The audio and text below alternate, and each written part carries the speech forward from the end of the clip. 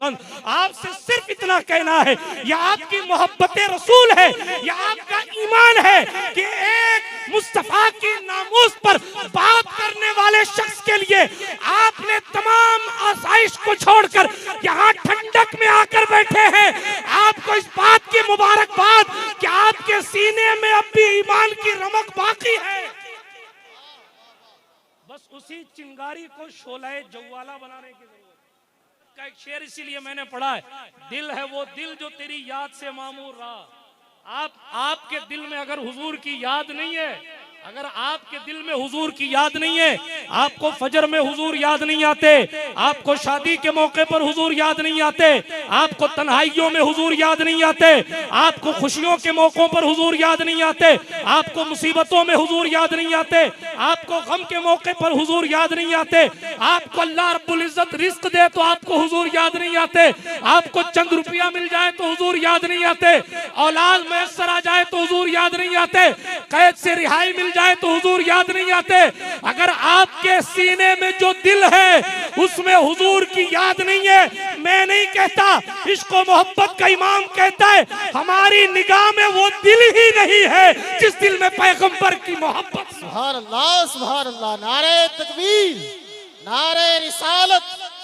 दिल है वो दिल जो तेरी याद से मामूर रहा। अगर वाकई रसूल रहमत से मोहब्बत कर रहे हैं तो जनाब जिस दिन मुस्तफा जाने रहमत के सच्चे मोहब्बत करने वाले इसी तरीके से मस्जिदों के दरवाजे पर खड़े हो गए तो फिर किसी को मस्जिद तोड़ने का तसव्वुर नहीं आएगा।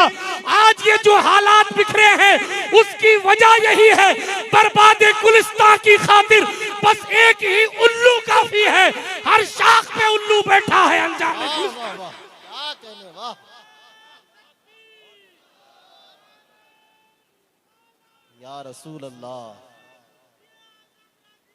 जिंदाबाद जिंदाबाद। अपनी मेहनतों को पहचाने, अपनी खिदमतों को पहचाने। आपकी ड्यूटी सिर्फ जलसों में जाना नहीं है। अगर आप ये चाहते हैं कि इस्लाम का परचम बुलंद रहे तो मेरे पैगंबर ने 1500 साल पहले कहा था, अल इल्मु हयातुल इस्लाम, इस्लाम की जिंदगी एजुकेशन के दामन। सुभान अल्लाह, माशाअल्लाह, क्या कहने। मगर हम इल्म के नाम पर कोरे, हमें सुन्नत मुअक्कदा और गैर मुअक्कदा का पता नहीं है। और बात जनाबे वाला साहबी रसूल पर हो रही है। माफ कीजिएगा मेरे जुमले कभी कभी तल्ख हो जाते, मगर अपने भी खफा मुझसे हैं, बेगाने भी नाखुश। मैं जहर हलाहिल को कभी कह न सका कंस, बात वही कहता हूँ समझता हूँ जिसे हक, ना अबलाए मस्जिद हूँ ना तहजीब का फर्जंद। आपसे सिर्फ इतना कहना है, यह आपकी मोहब्बत रसूल है, यह आपका ईमान है कि एक मुस्तफा की नामूस पर बात करने वाले शख्स के लिए आपने तमाम आसाइश को छोड़कर यहाँ ठंडक में आकर बैठे हैं। आपको इस बात की मुबारकबाद कि आपके सीने में अब भी ईमान की रमक बाकी है। बस उसी चिंगारी को शोलाए जवाला बनाने की जरूरत। नहीं समझे शोलाए जवाला क्या होता है? बाद में पीर इरफान शाह साहब से समझ लीजिएगा कि आपको बताएंगे शोलाए जवाला क्या होता है। तवज्जो है आपकी, सिर्फ इतना अर्ज कर रहा था, आपका यहाँ आना, जलसों में जाना, उलमा की जियारत करना, सादात से मोहब्बत करना, ये इस बात की दलील है कि अब भी आपके दिल में ईमान है। ईमान आपको यहाँ खींच कर लाया है, कशिश आपको खींच कर लाइए। इसी ईमान को इतना बढ़ाना है कि आप मोमिन होने के साथ साथ मोमिने कामिल हो जाएं, आप आशिक़े रसूल हो जाएं। और जब आशिक़े रसूल बंदा होता है तो कहता बस उन्हें जाना उन्हें माना न रखा गैर। सुभान अल्लाह। हमारी जिंदगी में तो काम ही सारा गैर से ही है। माफ कीजिएगा, वो आला हजरत थे जो कह गए न रखा गैर से काम। हाँ, आला हजरत बनने की कोशिश लोग बहुत करते हैं, लेकिन जनाब न रखा गैर से काम की मंजिल नादखा की जबान से अच्छा लगता है ये जुमला, खतीब की जबान से अच्छा लगता है ये जुमला, मगर जनाब आपने कहा गैर से काम नहीं रखा। आपके तो सारे काम गैर से हैं। वो आशिक था कि अगर कश्ती डूबने लगे तब भी कहता था आने दो या डुबो दो, अब तो तुम्हारी जानिब कश्ती तुम ही पे छोड़ी लंगर उठा। सुभान अल्लाह, नारे तकबीर।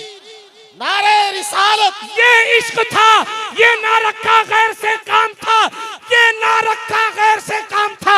हुकूमत कहती है अहमद रजा अदालत में आकर खड़ा होना पड़ेगा। वो कहते हैं मैं अदालत को अदालत ही नहीं मानता, इसलिए कि वहां इंसाफ नहीं होता है। मैं उसको कचहरी कहता हूं, मैं उसको दीवान कहता हूं, अदालत नहीं मानता। ये था ना रखा गैर से काम।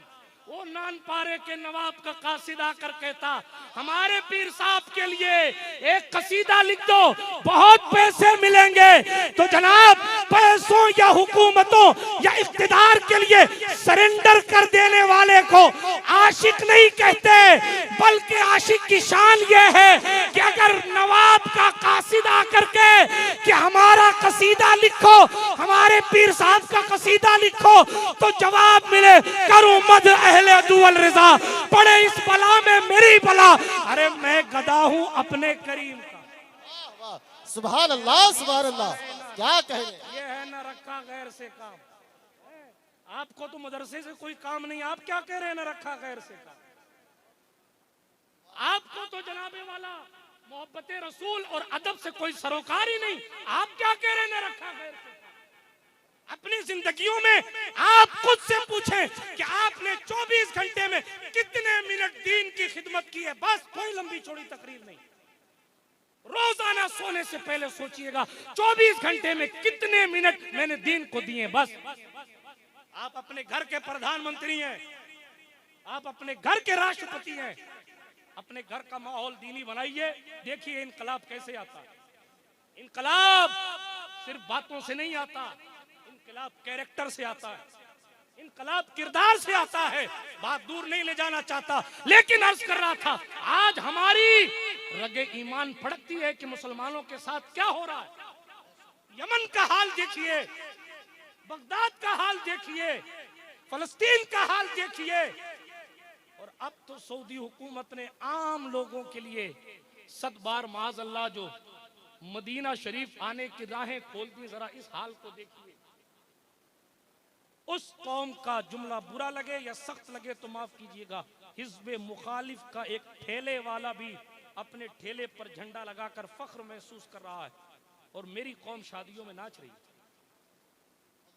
और कि हम तो बड़े आशिक लोग, झूठ बोलते हो, घोटाला कर रहे हो। मैंने पिछली किसी तकरीर में कहा है अगर हम अपने घोटाले खत्म कर दें तो हुकूमतों के घोटाले इंशाअल्लाह ऑटोमेटिक खत्म हो जाए। हम कुदरत के साथ घोटाला कर रहे हैं, गरीब नवाज सरकार के साथ माज़अल्लाह रब्बिल आलमीन धोखा कर रहे हैं।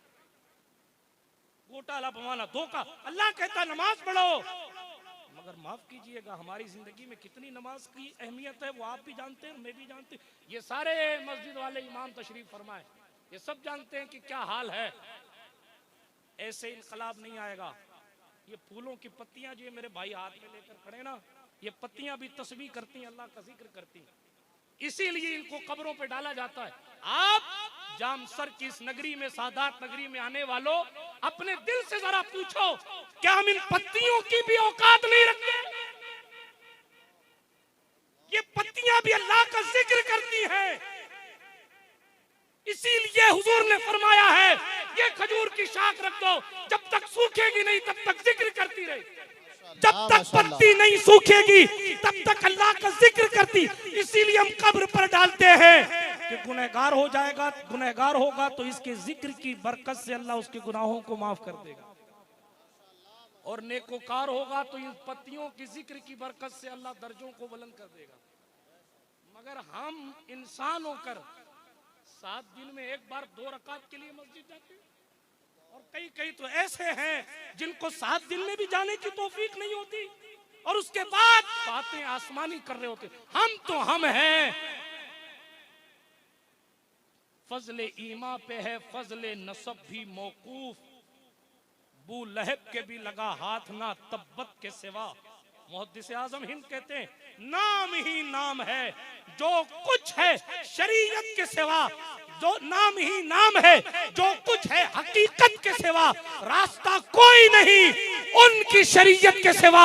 और मर्तबा हजरत सिद्दीक का ये है सैयद, हर फजीलत के वो जामे है नबूवत के सिवा। सुभान अल्लाह, सुभान अल्लाह। लेकिन मतला